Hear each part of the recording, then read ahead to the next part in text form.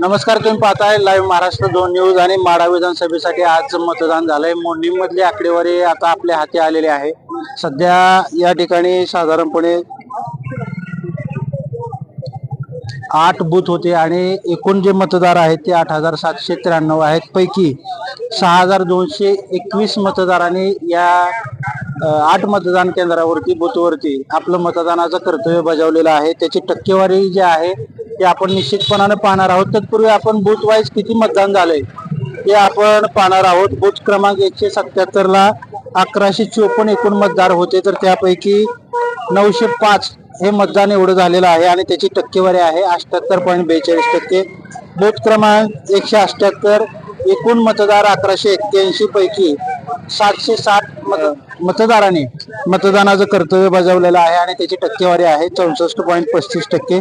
Booth क्रमांक 179 एकूण मतदार 1325, त्यापैकी 924 मतदारांनी मतदान केलं आहे, त्याची टक्केवारी आहे 69.73.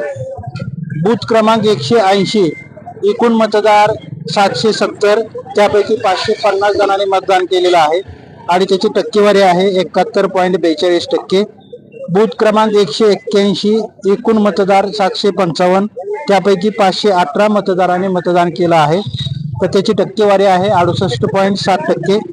बूथ क्रमांक 182 एकूण मतदार आहेत 1269 आणि त्यापैकी 925 मतदारांनी मतदान केलेलं आहे आणि त्याची टक्केवारी आहे 72.89. बूथ क्रमांक 183 एकूण मतदार आहेत 1088 आणि त्यापैकी 801 मतदारांनी मतदान केलेलं आहे, त्याची टक्केवारी आहे 73.62. आणि बूथ क्रमांक 184 एकूण मतदार 1251, त्यापैकी 838 मतदारांनी मतदानाचा हक्क बजावलेला आहे, तर त्याची टक्केवारी आहे ती 66.98 आहे.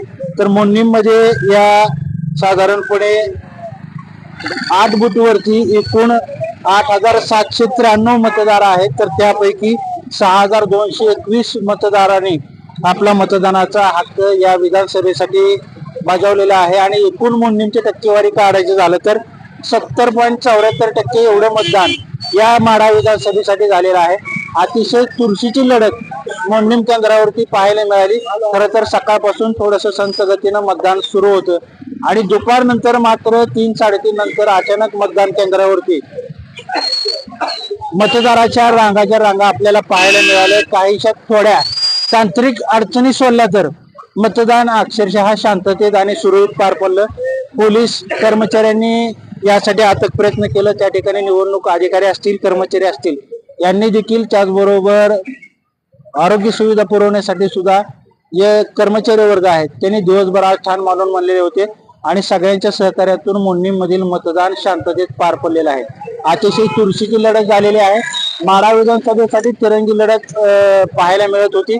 त्यापैकी 2 म्हणजे एक राष्ट्रवादी शरदचंद्र पवार पक्षाकडून अभिजित पाटील आणि अपक्ष रणजितसिंह शिंदे यांच्यात मुख्य लढत मानली जात होती आणि अतिशय चुरशीनं मतदान झालेलं आहे. मोंढींची टक्केवारी जी आहे मतदानाची ती जवळपास 70.74% पर्यंत गेलेली आहे.